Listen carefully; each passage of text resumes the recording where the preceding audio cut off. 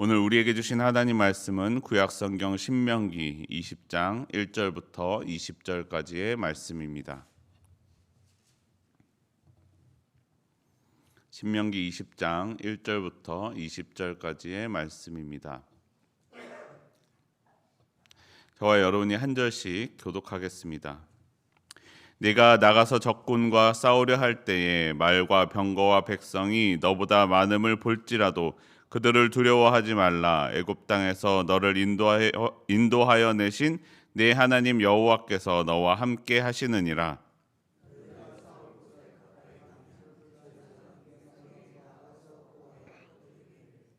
말하여 이르기를 이스라엘아 들으라. 너희가 오늘 너희의 대적과 싸우려고 나아왔으니 마음에 겁내지 말며 두려워하지 말며 떨지 말며 그들로 말미암아 놀라지 말라.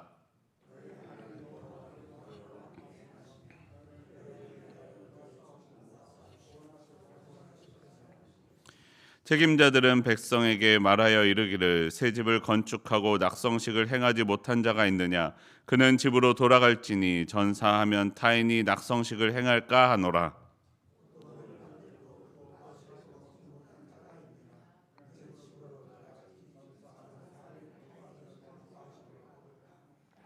책임자들은 또 백성에게 말하여 이르기를 두려워서 마음이 죄송합니다. 여자와 약혼하고 그와 결혼하지 못한 자가 있느냐. 그는 집으로 돌아갈지니 전사하면 타인이 그를 데려갈까 하노라 하고,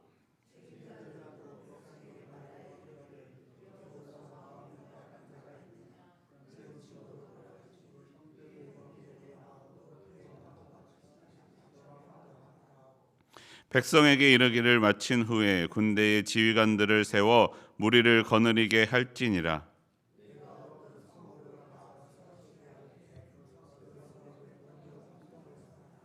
그 성읍이 만일 화평하기로 회답하고 너를 향하여 성문을 열거든 그 모든 주민들에게 내게 조공을 바치고 너를 섬기게 할 것이요.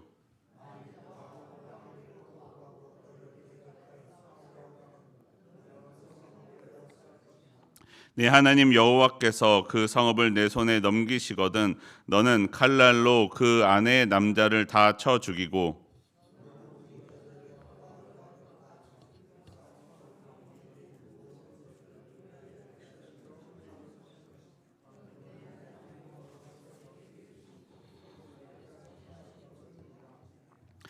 네가 내게서 멀리 떠난 성읍들 곧 이민족들에게 속하지 아니한 성읍들에게는 이같이 행하려니와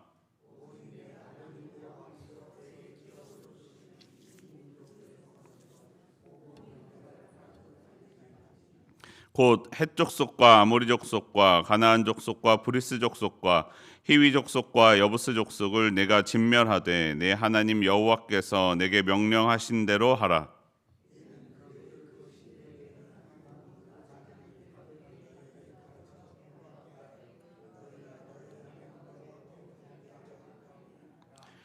너희가 어떤 성읍을 오랫동안 애워싸고 그 성읍을 쳐서 점령하려 할 때에도 도끼를 둘러 그곳에 나무를 찍어내지 말라. 이는 너희가 먹을 것이 될 것임이니 찍지 말라. 들의 수목이 사람이냐 너희가 어찌 그것을 애워싸겠느냐.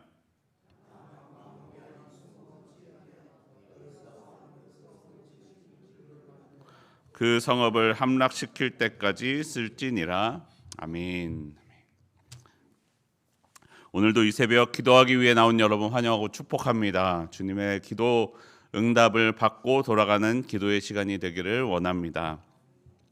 오늘의 본문에 나오는 신명기 20장은 전쟁에 나아가는 이스라엘의 군대의 모습이 어떠해야 되는지에 대하여 말씀해주고 있습니다. 먼저 20장 1절 말씀 다시 한번 함께 한 목소리로 읽겠습니다. 네가 나가서 적군과 싸우려 할 때에 말과 병거와 백성이 너보다 많음을 볼지라도 그들을 두려워하지 말라. 애굽 땅에서 너를 인도하여 내신 내 하나님 여호와께서 너와 함께 하시느니라. 하나님께서 무엇보다 먼저 말씀하시는 것은 그들을 두려워하지 말라라는 것입니다. 왜냐하면 하나님이 그들과 함께 하시기 때문입니다. 이스라엘은 전쟁에 나아가면서 자기보다 약한 적들과 약한 민족과 싸웠던 적이 거의 없습니다. 늘 강한 군대와 맞서서 싸워야만 했습니다. 그러나 이스라엘 군대는 그때에 두려움 없이 나아갔습니다. 왜냐하면 애굽에서 약속의 땅까지 인도하여 내신 하나님께서 이스라엘과 함께 하실 것을 말씀하셨기 때문입니다. 하나님이 함께 하셨다고 그렇다고 그들에게 전쟁의 위협이 전혀 없었던 것은 아닙니다. 본문 20장 5절에서는 이렇게 말씀합니다. 책임자들은 백성에게 말하여 이르기를 새 집을 건축하고 낙성식을 행하지 못한 자가 있느냐? 그는 집으로 돌아갈지니 전사하면 타인이 낙성식을 행할까 하노라. 오늘 이 본문에서 말씀해주고 있는 것은 전쟁에 나아갈 때 전쟁터에 나아가지 말고 집으로 돌아갈 사람들에 대해서도 가르쳐 줍니다. 새 집을 건축하고 낙성식을 행하지 못한 사람, 포도원을 만들고 과실을 먹어보지 못한 사람, 여자와 약혼하고 결혼하지 못한 사람이 그 대상입니다. 하나님은 그들을 집으로 돌아가라고 말씀하십니다. 그 이유가 무엇입니까? 왜냐하면 그들이 전쟁에 나아가 전사하면 다른 사람이 그 일을 행할 것이기 때문입니다. 여러분 기억하십시오. 하나님과 함께 나아간 전쟁에서도 전사할 수 있습니다. 죽을 수 있다는 것입니다. 누군가는 큰 피해를 입기도 합니다. 그러나 하나님과 함께 나아갈 때에 결국에 승리할 수 있었습니다. 출애굽 때에도 비록 출애굽 1세대들은 약속의 땅에 들어가지 못하고 광야에서 다 죽음을 맞이했습니다. 하지만 그들의 자녀들은 하나님과 함께 약속의 땅에 들어가게 되었습니다. 내가 담대함으로 하나님과 악한 세력에 맞서 싸울 때에 비록 나는 전사할 수 있을지 몰라도 내 가족이 그리고 내 자녀가 그 은혜를 누리게 될 것이다 라고 말씀하는 것입니다. 그 외에도 전쟁에 나가지 못하는 사람이 있었습니다. 두려워서 마음이 허약한 사람입니다. 왜냐하면 그의 두려움이 다른 사람에게 전염되어 다른 사람도 낙심하게 될 것이기 때문입니다. 두려움은 전염됩니다. 하지만 용기 또한 다른 사람에게 전염됩니다. 누군가는 용기를 가지고 앞서 나아가며 다른 사람이 나아갈 수 있는 힘을 얻게 해줍니다.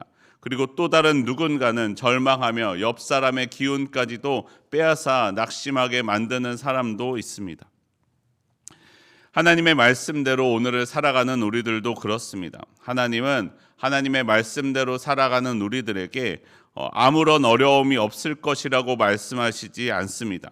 그 길은 좁은 길이고 고난의 길이라고 말씀합니다. 아무도 가기 싫어하는 길이라고 말씀하십니다. 그러나 그와 함께 말씀하시기를 그 길 끝에 하나님의 영광이 있을 것이라고 말씀합니다. 그리고 그 길 가운데 하나님이 함께 하실 것을 말씀하십니다. 어떤 사람은 하나님의 영광을 바라보며 하나님과 함께 십자가의 길, 고난의 길을 선택하고 걸어갑니다. 하지만 다른 누군가는 그 길로부터 도망갑니다. 그러면서 자신뿐만 아니라 다른 사람도 그 좁은 길을 가지 못하도록 두려움을 전파하고 있는 사람들도 있습니다. 여러분, 내 삶의 자리에는 어느 쪽에 있습니까? 사랑하는 성도 여러분, 두려워하지 마십시오. 하나님과 함께하는 길을 걸어가시는 저와 여러분의 삶이 되기를 원합니다. 아무리 세상에 말과 병거가 많을지라도 하나님과 함께하는 편에 서시기를 바랍니다. 아무리 세상의 길이 넓고 편안해 보일지라도 하나님이 계시는 좁은 길을 선택하는 우리의 삶이 되기를 원합니다. 그래서 그 길 끝에서 누릴 하나님의 영광과 하나님의 나라의 평안을 함께 누리는 저와 여러분의 삶이 되기를 소원합니다. 전쟁에 나갔을 때에 전쟁을 수행하는 원칙에 대하여도 말씀합니다. 신명기 20장 10절 말씀입니다. 10절 말씀 함께 한 목소리로 읽겠습니다. 내가 어떤 성읍으로 나아가서 치려 할 때에는 그 성읍에 먼저 화평을 선언하라. 전쟁을 할 때에는 먼저 그 성읍에 화평을 선언해야 합니다. 그리고 그 화평을 받으면 피를 흘리지 말고 조공을 바치게 하며 섬기도록 해야 됩니다. 그러나 화평을 거절하면 대적하여 싸우고 남자는 다 죽여야 했습니다. 그리고 여자들과 유아와 성 안에 있는 것들은 탈취물로 빼앗아 올 수 있었다고 말씀합니다. 이것은 모든 민족에게 구원과 화평을 베풀기를 원하시는 하나님의 마음을 보여줍니다. 이스라엘이 다른 민족과 하나님의 말씀대로 전쟁을 하러 나갔다라는 것은 그 민족이 먼저 쳐들어왔거나 혹은 그곳에 죄악이 가득하여 하나님께서 치라고 명령하신 경우였을 것입니다. 하지만 그런 성읍일지라도 먼저는 화평을 선언하라고 말씀합니다. 순종할 경우에 그 화평의 법에 따라서 다스려 주는 것입니다. 비록 죄악에 있었던 경우라고 할지라도 돌이켜 회개하고 화평을 원하면 하나님의 화평을 누릴 수 있게 됩니다. 하지만 그보다 더 중요한 것이 있었습니다. 내 삶에 거룩을 이루는 것입니다. 언제나 거룩을 잊지 말아야 합니다. 다른 사람처럼 지내지 말아야 합니다. 그래서 하나님께서는 먼저 화평을 베풀되 화평하지 말아야 할 대상들에 대하여도 말씀합니다. 가나안 땅에 본래 있었던 족속들, 헷 족속, 아모리 족속, 가나안 족속과 브리스 족속, 히위 족속과 여부스 족속과는 화평하지 말라고 말씀합니다. 왜냐하면 거룩을 이루기 위함입니다. 신명기 20장 18절에서는 이렇게 말씀합니다. 18절 말씀 함께 한 목소리로 읽겠습니다. 이는 그들이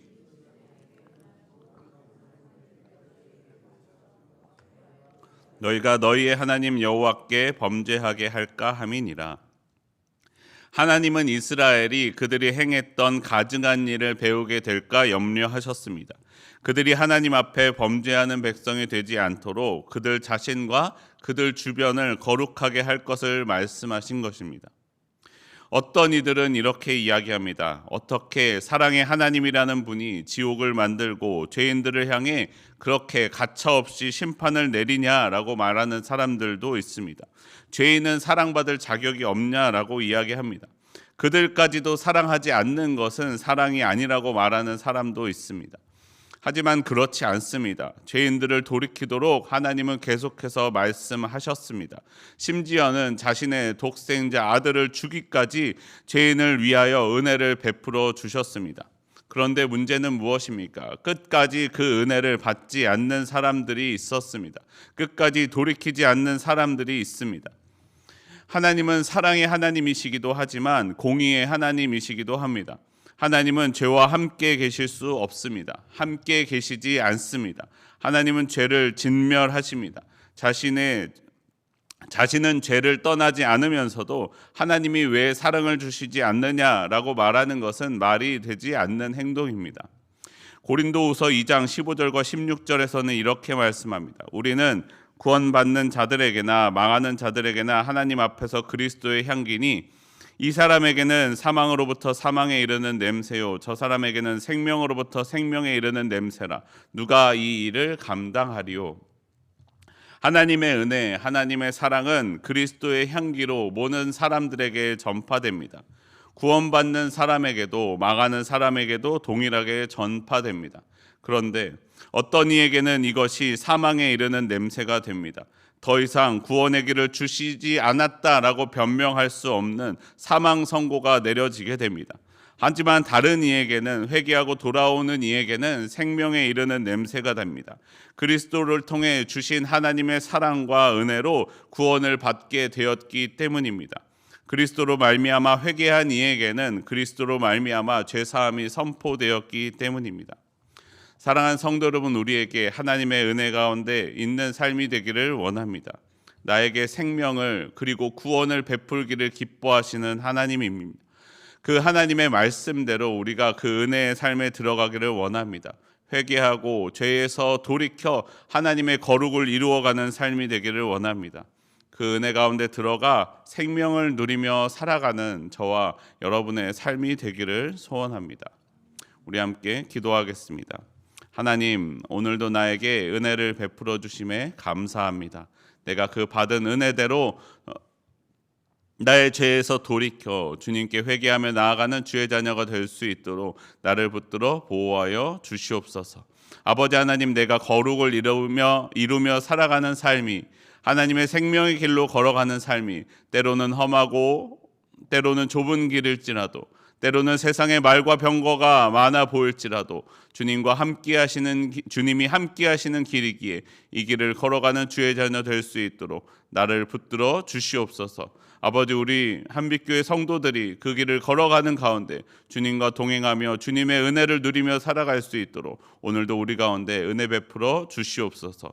우리 주 예수 그리스도의 이름으로 기도합니다. 아멘.